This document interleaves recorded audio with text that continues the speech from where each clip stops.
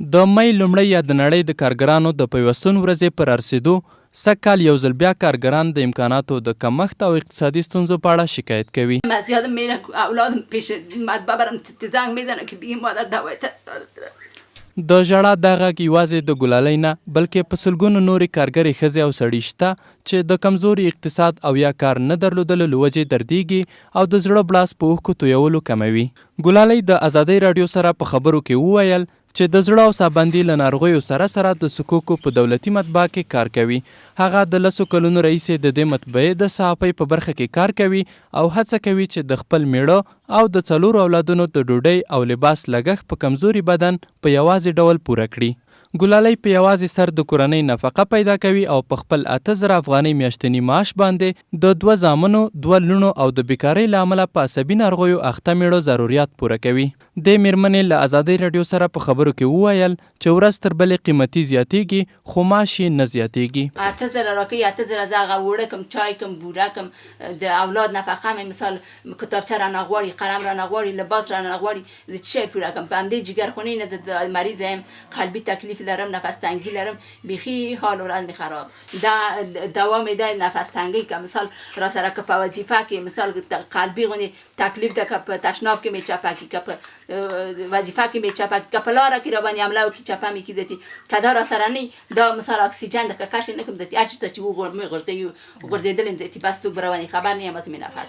ګلالۍ چې عمر یې 40 کاله ده د کابل د شاشهید سیمې د یوې بسوې په یو کوچني کور کې چې یوه کوټه لري ژوند کوي. هغه خپل میړه او 4 اولادونو سره په دې کوټه کې چې په وره کې یې د دروازې په ځای کمبله زوړنده د شپې ورځې تیروي. د ګلالۍ د کوټې چت په پلاستیک پوښل شوی و چې د باران په وخت کې ونه څڅي او په کور کې د ژوند نور لوازم او امکانات هم نه ښکارېدل. که څه هم ګلالۍ د زړه او سابندي ناروغۍ څخه رنځ وړي خو اولادونه مکتب ته لیږي. نوموړي وایي چې د خپل اولادونو راتلونکي ته په دې خاطر اندېښمنه ده چې که خدای مکړه ناروغي یې ډېره او د کار نه ولویږي نو اولادونه به یې هم له ښوونځي څخه پاتې شي. هغې د راتلونکي حکومت څخه وغوښتل چې د کارګرو ژوند د ښه کولو لپاره لازمه پاملرنه وکړي. والا د فعلي دولت خو قطعا هیڅ شی کړي راته نه دي خو مقصد د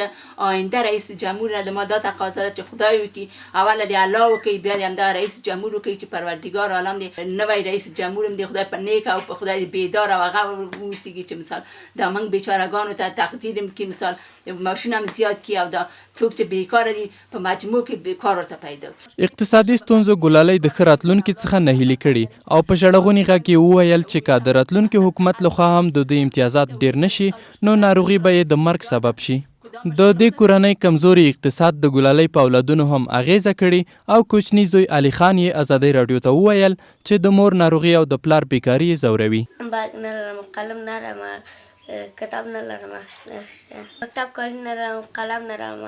بیا خفه کېږم. هر کال د مۍ د لومړۍ نیټې پر رسېدو سره چې د کارګرو نړیواله ورځ ده افغان کارګران هم خپل غږونه پورته کوي او د کمو امکاناتو او امتیازاتو څخه شکایت کوي. د پنجشنبې په ورځ هم په کابل کې ګلالۍ او سلګونه نور کارګر د کابل وټونو ته وتلي وو او شکایت یې کوو چې په تیرو څو کلونو کې د حکومت لخوا د دوی د ستونزو هوارولو ته هیڅ پام نه دی شوی.